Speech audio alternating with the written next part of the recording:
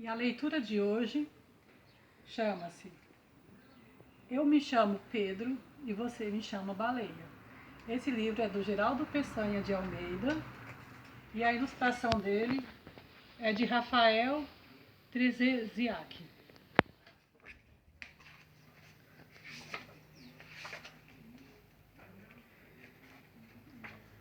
Quando ele chegou ao alto do morro que dava acesso à cidade, pediu ao motorista que parasse por um instante para que pudessem observá-lo de longe.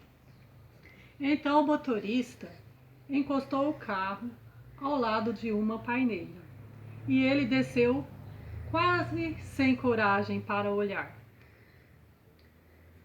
Recuperando seu ânimo, ele levantou sua cabeça e olha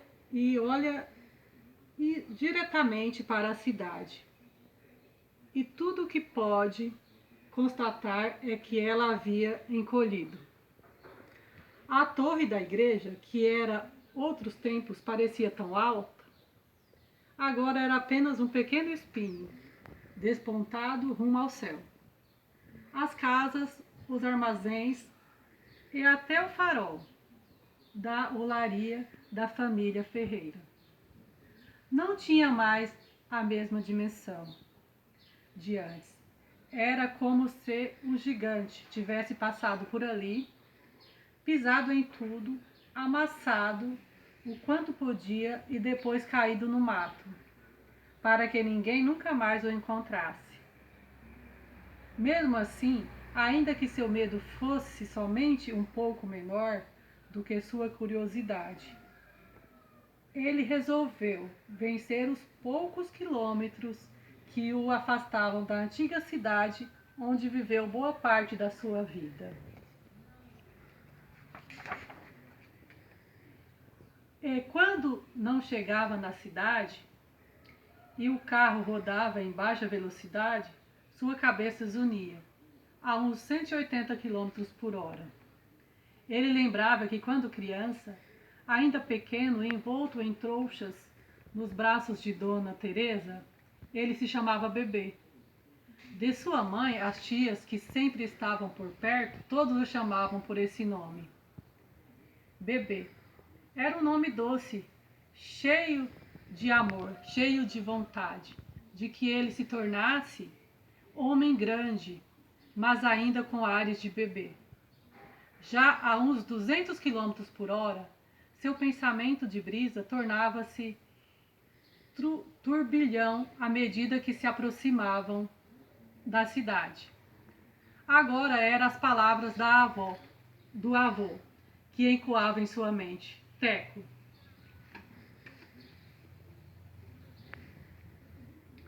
Era como o avô o chamava. Todos os dias, por volta do meio-dia, ele ouvia uma voz rouca e paciente que dizia ao porteiro da escola: "Vim buscar o Teco." Se esse não era o momento mais importante do dia, certamente era o mais importante esperado.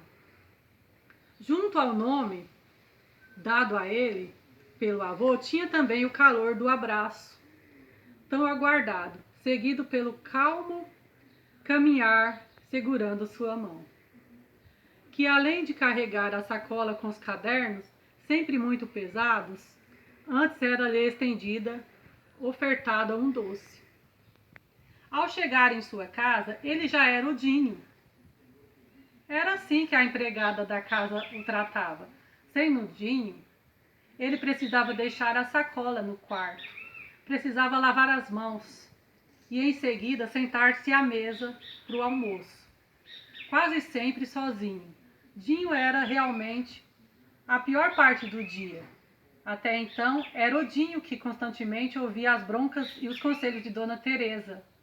Uma hora era para ele comer verdura, outra hora ele precisava escovar os dentes e incessantemente a cobrança para fazer a tarefa. Acordando do desvaneio por um solavanco do carro, ele notou a placa que anunciava o perímetro urbano a 500 metros. Atirando pelo ritmo das batidas do coração, seu pensamento chegou em uns 250 km/h. Agora tudo o que ele se lembrava era de instantes em que ele era o Pedrão. Logo depois de alguns instantes em que a meninada se juntava num terreno do outro lado da rua. A bola para o treino era trazida pelo Jorge, que, como sempre, era o primeiro a chegar. Depois do Jorge chegava o Manuel, que era o segundo melhor jogador da cidade. O Manuel sempre montava um time para jogar contra o time do Jorge. Mas nunca o Pedrão era escolhido pelo Manuel para entrar no time. Aliás, o Pedrão nem existia nessas horas. Era muito pouco o tempo de vida dele entre a casa onde morava e o caminho que era do outro lado da rua. O Pedrão se tornava o Baleia.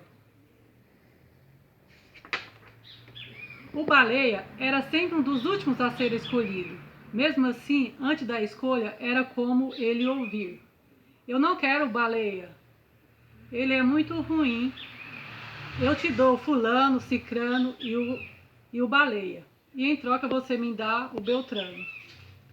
Não notavam, mas era aí que ele juntava os cacos, o valor que recebia dos amigos. Mexendo-se no estofado de couro do carro, Pedro brecava o seu pensamento. Ir até aquele lugar no final da tarde, apesar de ser desejo, era muito difícil. Afinal, era ali que estava o Baleia. Aquela parte da vida era realmente a pior do dia. O Baleia era definitivamente a parte que ele não gostava do dia. Quando a bola saía de dentro do campo, era um dos únicos momentos que o Baleia podia tocar nela. Corria imediatamente para a rua afora, trazendo-a ao meio do campo. Lá os meninos prosseguiam com a disputa e, vez ou outra, a bola passava pelos meus pés, quer dizer, perto dos pés do Baleia. Quando o gol era marcado pelos adversários, após ele ter corrido ofegante até a porta do gol para defender seu time, a culpa era do Baleia. Era inevitável. Na hora da troca de dar o lugar aos meninos, que chegavam mais tarde e que também queria jogar, era eu, quer dizer, o Baleia, o primeiro a perder o lugar.